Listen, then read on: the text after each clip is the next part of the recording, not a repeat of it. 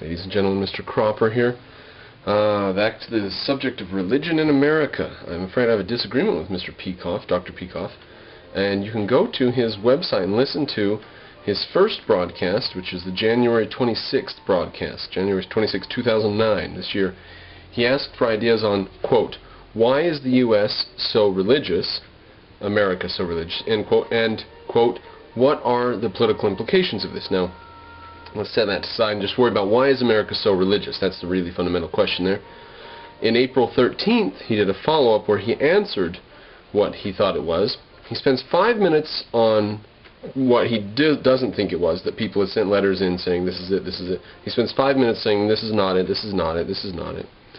About 5 minutes into his podcast, he gets on to his 3 reasons why this is it.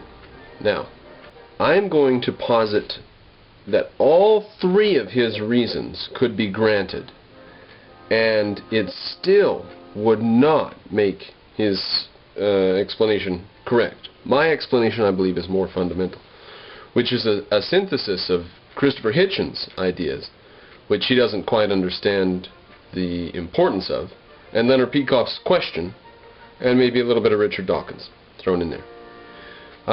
That's my explanation. My explanation is the evolution of the churches is free in America. It's not stapled down by state organizations like it is in Europe.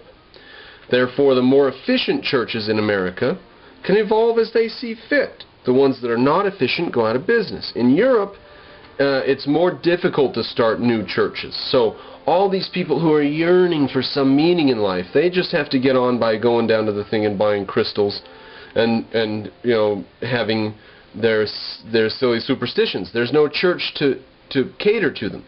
In America, you can start a church for them. So you'll have a lot more people who say, attend church, I'm religious or whatever, in America, because there's a lot more churches to get all the different views of people. That's obvious to me. It's just obvious. I can't understand. So let's go through his 3 reasons.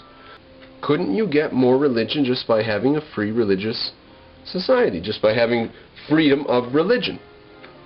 Let's check it out.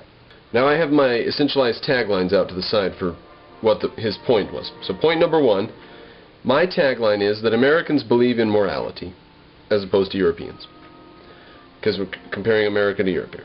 That's my tag. Americans believe in morality. He says, quote, the United States was founded on a moral code rather than a war or some tribe discovering some island or something like that. So the fact that we're founded on a moral code gives us, in 220 years later, more of a predisposition with morality. Now, if I said that's true, you've got a predisposition with morality, it's fine, we're founded on a moral code, and the moral code includes that the state has to help religion because religion's so important. Okay? So the state's interfering with religion, it's making it expensive and difficult to start new religions. Fast forward 220 years. How many people are going to be religious? It doesn't matter if we started out with the moral code as the basis of our society. What matters is that we were free to develop our own religions. If we can make any religion up we want, register it and have a tax-free Sunday school, that's going to lead to more religion. So, you could not run his scenario, Leonard Peikoff's scenario, of the U.S. being founded on a moral code, yet part of the moral code would be that you have to have religion helped out by the state. In America, we cut it off from the state. No help at all except for tax exemption. That's the only help they get, is that they don't pay taxes. Other than that, they're on their own. Try to have the United States founded on a moral code and then have the government control religion the way it does in Europe, be in on the building of every new mosque, and the government have to decide which and where, how big and all, how much money and how many clerics are going to pay and all that kind of stuff. And see how many new religions you get. See how efficient your religions are. See how much your people like the religions. Alright, let's go on to point number 2. Here's my tagline for it. Americans believe in truth, in absolutes. That's my tagline. He says, quote, there's an epistemological reason.